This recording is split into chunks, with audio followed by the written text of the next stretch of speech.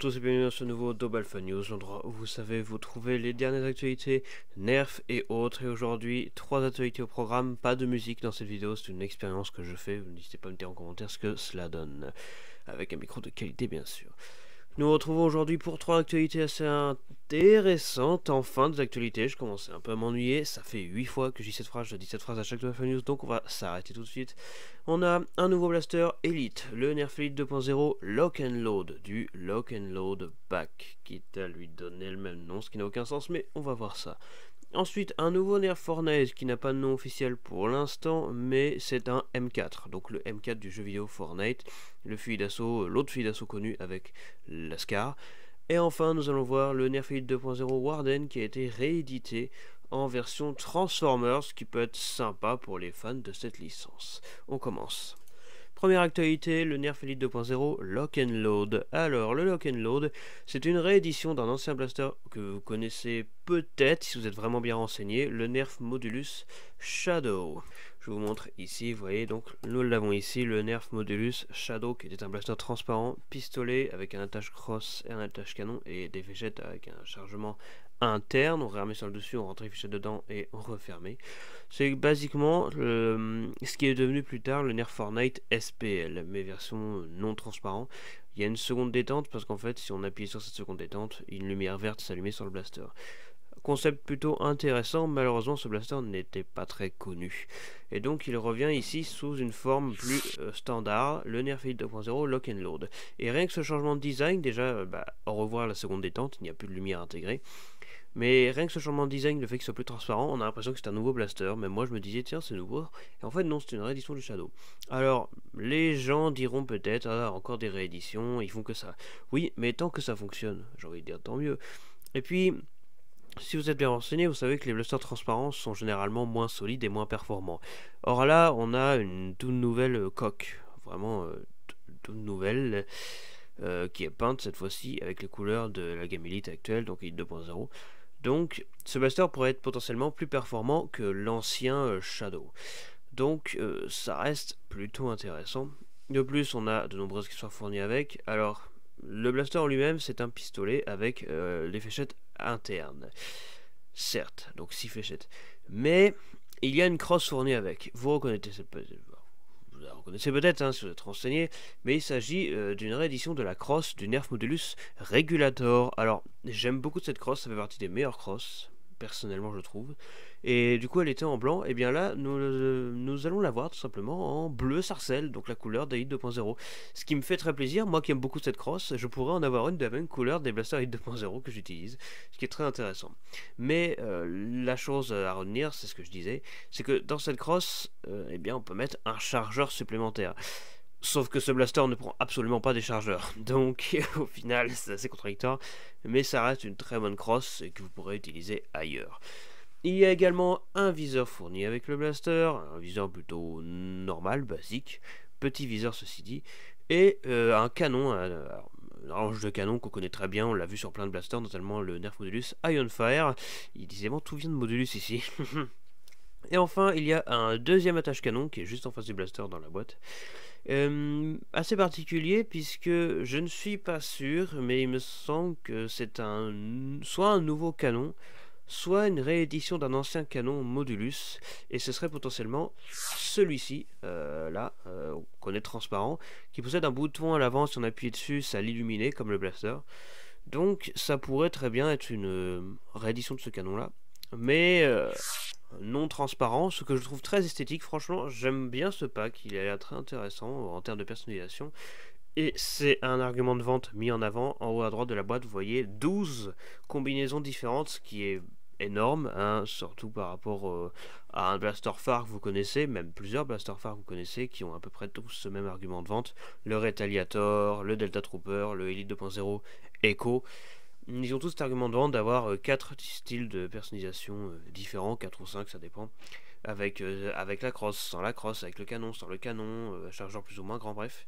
Là, on en a 12, donc ils ont vraiment mis à fond ce système-là, d'avoir énormément de personnalisations différentes.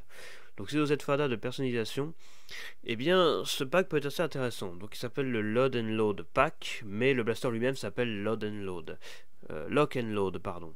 Donc Lock and Load, donc lock verrouillé, N pour end, A-N-D pour E finalement, et Load rechargé, Lock and Load, armé rechargé.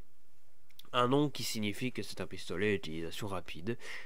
Globalement, alors, particularité, j'ai dit il y a quelques instants que c'était un blaster à 6 fléchettes.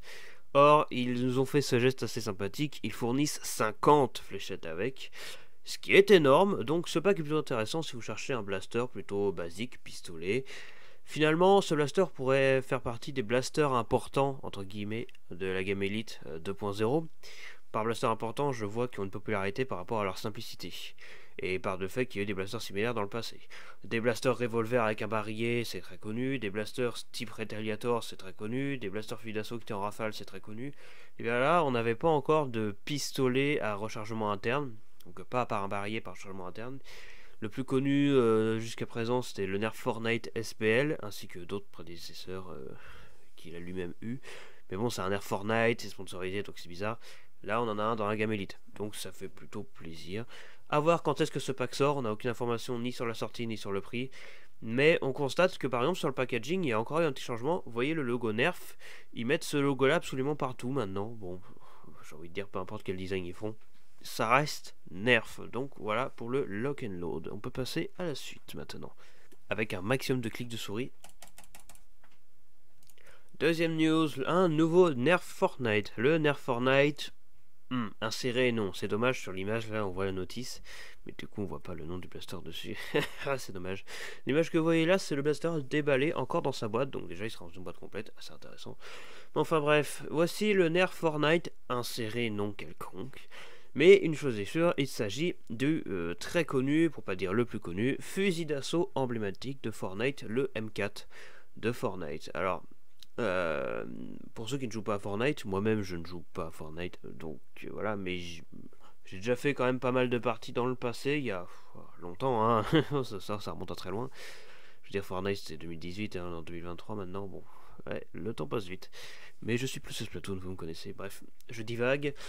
Globalement, pour Fortnite, si vous ne pensez pas à l'arme la plus connue du jeu, donc la Scar, c'est celle-là qui vient, le M4. Dans le jeu vidéo Fortnite, il faut savoir qu'une Scar sous-évoluée, donc le niveau en dessous, c'est ça. Donc voilà, globalement, si vous êtes joueur de Fortnite, vous connaissez tous cette arme, c'est l'arme la plus connue du jeu, j'ose dire les mots, avec la Scar. Donc le M4. Alors... Depuis quelques années maintenant, Nerf ont décidé d'arrêter d'utiliser les raretés dans le jeu Fortnite pour donner la couleur aux armes. Maintenant, ils donnent une couleur au hasard qu'ils aiment, notamment reprenant des revêtements du jeu. Si vous jouez à Fortnite, vous savez qu'il y a des revêtements dans le jeu, vous pouvez personnaliser vos armes. Eh bien, Nerf en prennent un, soit au hasard, soit parce qu'ils aiment bien, et ils le mettent sur des blasters maintenant. Et donc, pour celui-ci, ils ont décidé de prendre un revêtement rouge, je ne saurais pas dire c'est lequel, désolé. Mais, en tout cas... Malgré tout, ça fait depuis le début que la gamme Nerf Fortnite existe que je me dis, mais quand est-ce qu'ils vont faire le M4? C'est aussi connu que la Scar, voyons. Eh bien, ils le font enfin. Alors, en termes de système, bon, on rappelle, les Nerf Fortnite ne sont pas là pour être bien, mais ils sont là pour reprendre esthétiquement les armes du jeu, rien de plus. Donc ne vous attendez pas à un truc exceptionnel, à un truc full auto comme dans le jeu, je ne sais quoi. Attendez-vous à un blaster électrique semi-automatique, fusil d'assaut. Par ailleurs, j'ai comme l'impression que la partie avant du blaster serait une rallonge de canon qu'on pourrait peut-être détacher. Je ne suis pas sûr, je ne pense pas, mais ça pourrait très bien être le cas. La crosse, à mon avis, ne s'enlèvera pas. Mais globalement, je trouve que le design est quand même bien fait. On reprend bien le M4, alors pas le M4 de la vraie vie, hein, le M4 de Fortnite, c'est-à-dire ceci, hein, voilà, à droite. Donc ça y ressemble quand même effectivement beaucoup. Là, comme on peut le voir ici, ouais, c'est le design. Alors ça, c'est l'ancien, c'est-à-dire qu'on a le petit logo de tête de mort que l'on retrouve sur le blaster, mais sur le canon. Alors un peu différent, mais quand même. Il faut savoir que dans le jeu Fortnite, le M4 a changé un petit peu maintenant, c'est plus ça. Voilà, il n'y a plus les espèces de symboles bizarres dessus. Mais ça reste un M4, donc plutôt intéressant. Enfin, un M4 Nerf, finalement, que ce soit qu'on aime Fortnite ou non, partons du principe que ce n'est pas Fortnite, ça reprend quand même d'une certaine manière le M4, qui est un fusil d'assaut très connu dans la réalité, un fusil américain, états-unien même je dirais, très connu, donc Voilà, plutôt intéressant, plutôt sympathique. Bon, on n'a ni le nom parce qu'il s'appellera sûrement pas M4, peut-être AR quelque chose. Je pense pas que ce sera juste AR parce que c'est le nom déjà attribué à l'ASCAR, donc chacun ses noms. Je m'attends à, je ne sais pas, AR, le nom d'un revêtement comme ils ont fait avec le SMG Zesty, qui porte très mal son nom d'ailleurs. Normalement ça devrait être SSMG, mais bon, bref, peu importe. Donc voilà, mais au moins vous avez l'information, ce blaster existe et il arrivera un jour ou l'autre avec un chargeur de 10 fléchettes Elite comme on peut le voir à droite. Eh bien, voilà, j'ai hâte de voir ce que ça va donner, je le trouve plutôt sympathique esthétiquement. Maintenant on passe à la dernière news, et spoiler, c'est un petit peu moins élégant. Clic de souris. Troisième et dernière news, la réédition du Nerf Elite 2.0 Warden en version exclusive, je dirais, Transformers. Alors, oui, je vous l'accorde, vous avez peut-être pensé ça comme ça, et je vous l'accorde, c'est mon avis purement personnel bien sûr, mais c'est vrai que ce n'est pas très esthétique. Et je parle pas que du blaster, je parle de l'ensemble. La boîte en elle-même, bon déjà ça montre le blaster du côté gauche, ce qui n'est pas normal, donc du côté avec plein de vis. Ouais, ok, s'ils veulent. De plus, c'est un Warden, certes, mais on rappelle que Warden a été réédité en 2021 et 2022, ce qui fait que maintenant il n'a plus tous les soucis foireux qu'il avait à l'époque. Et de 3, je trouve ça, c'est strictement personnel, mais je trouve ça un peu fait à l'arrache pour ne pas dire laid, qu'il y ait ce genre de peinture sur un blaster. Genre, c'est littéralement une affiche de film sur un blaster. Je préfère les designs sobres, abstraits, ce genre de choses. Là, on a vraiment l'impression qu'ils ont pris une affiche de film et qu'ils l'ont foutu sur un blaster, ce qui fait très bizarre. On voit une espèce de gorille géant, bref, c'est lié à Transformers. Donc si vous êtes fan de Transformers, ça va peut-être vous plaire, mais même si c'est le cas, je ne trouve pas ça ultra esthétique. Mais si vous trouvez ça esthétique, tant mieux pour vous. C'est donc le Warden réédité en Transformers. Comme l'original est fourni avec 16 fléchettes, comme l'original c'est un fusil à pompe à double coup et qui contient jusqu'à 8 fléchettes, donc 4 tirs. Et qui fonctionne relativement bien. N'hésitez pas à aller voir ma vidéo review du Warden original. Allez, on va peut-être se quitter maintenant. Voilà, rien de plus à dire, hein, finalement. Je pense qu'on a assez dit de choses comme ça, quoi, 12 minutes de vidéo déjà, et bien dis donc, ça passe vite.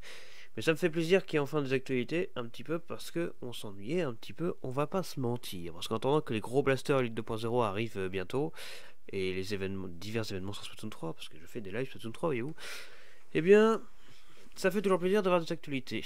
Merci à tous d'avoir regardé ce Double Fun News. N'hésitez pas à vous abonner à la chaîne YouTube si ces actualités vous ont plu. Je fais des actualités Nerf, mais pas que. Hein. Je fais également des présentations de Nerf lorsque j'ai le temps. Et puis voilà. Et je n'ai rien d'autre à rajouter. Abonnez-vous, likez, n'hésitez pas à lâcher un commentaire. Et puis moi, je vous dis à la prochaine pour une future vidéo de Nerf ou d'autres choses. C'était l'amiral VMCZ au rapport.